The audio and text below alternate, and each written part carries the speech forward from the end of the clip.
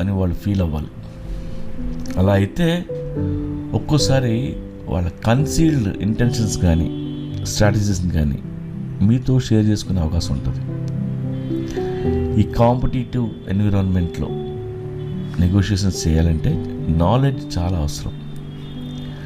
అది నీ సీనియర్స్ దగ్గర నుండి, కాంపిటీటర్స్ దగ్గర నుండి గెయిన్ చేయగలిగితే అంతకంటే కావాల్సిందే ఉంది. వాళ్ళ స్కిల్స్ ఏంటో మీకు అర్థమవుతాయి. అందుకే మీ డోర్ ఎప్పుడు తెరిచి ఉండాలి. ఎవరైనా నేర్పితే నేర్చుకుంటాను అనేలా ఉండాలి.